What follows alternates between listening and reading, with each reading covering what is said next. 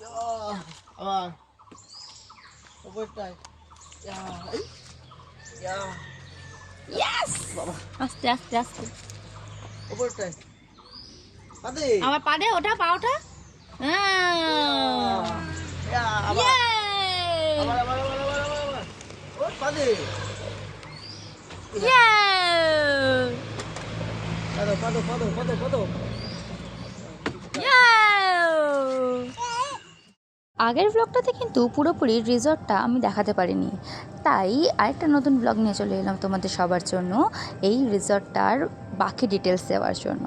তো এই ট্রি হাউসটা যেটা আমি ঢোকার পরই তোমাদেরকে দেখিয়েছিলাম, লাইটের আলোতে কিন্তু খুব ভালো লাগছিল, সকালে কিন্তু তেমনি ভালো লাগছিল। আর চলো ওপরে যাওয়া যাক, আর ওপর থেকে এই পুরো রিসর্টটার ভিউটা কেমন লাগে সেটা তোমাদের সাথে শেয়ার করি।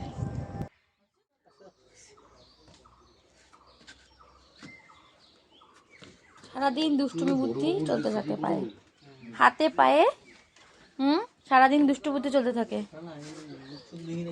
এই যে কেমন লাগছে?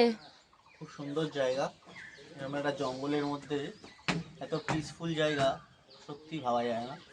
পাখির আওয়াজগুলো কি সুন্দর লাগছে না? বিভিন্ন পাখির ডাক মিলে একটা ডাক তৈরি হতো, যেটা নাকি খুব সুন্দর লাগছে শুনতে। জঙ্গলের নিস্তব্ধতাই একটা আলাদা মাত্রা এনে দিচ্ছে। আমাদের রিসোর্টটাও খুব সুন্দর, 10টার মতো ঘর আছে, দারুণ। আপনারা আসতে পারেন, নিচে ডেসক্রিপশানে দিয়ে দেবো ফোন নম্বর, যোগাযোগ করে নেবেন। আর এইটা হলো ওয়াচ টাওয়ার বা ট্রি হাউস, যেটাই হোক বলো না কেন তোমরা, এটা হলো সেইখান থেকে এই পুরো রিসর্টটার ভিউ। প্রথমে যে জায়গাটা দেখলে সেটা ছিল এখানকার ডাইনিং স্পেস, এখানে কিন্তু খাওয়া দাওয়া হয়। আর এটা যেটা দেখছো সেটা হলো এখানকার যিনি ওনার, তিনি কিন্তু এখানে এসে স্টে করেন।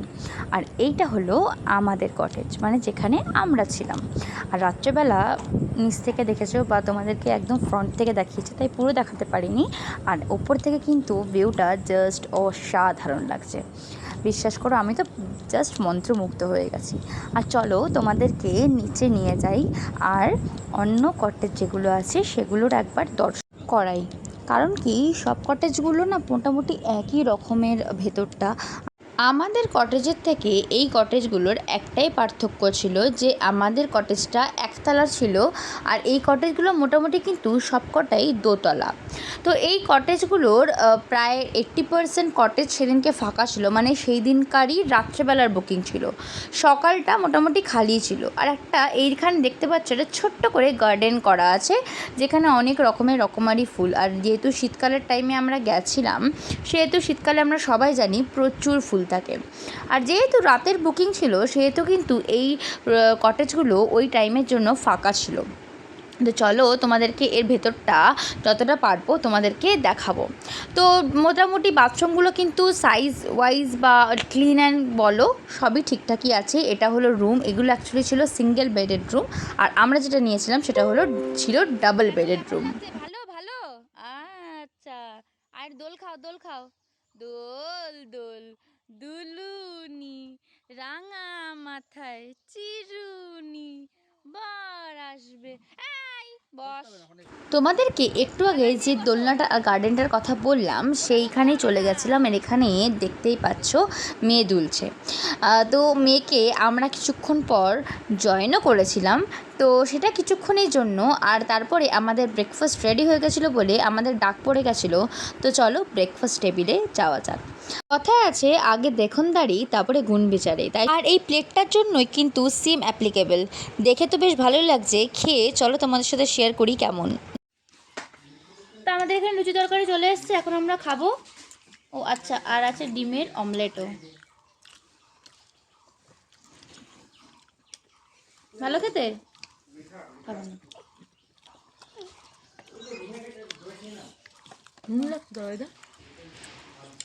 না ধরো করো, খেয়ে দেখি কেমন হয়েছে।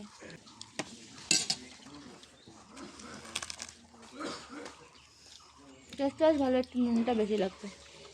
আমরা একটু মিষ্টি খেয়ে অভ্যস্ত, লুচির তরকারি খেতে পারি, এটা একটু নুনটা একটু বেশি। দর্শনে বলে দিতে হবে রাত্রে খাওয়ার একটু নুনটা কম। হ্যাঁ ঠিক আছে।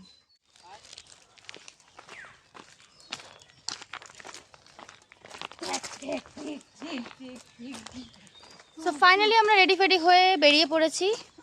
একটু লেট হয়ে গেছে, এগেন লেট হয়ে গেছে। যাই হোক, তো চলো রাস্তায় বেরিয়ে দেখা হচ্ছে। We are ready. আজকে হলো ফার্স্ট দিনের ডে আউট।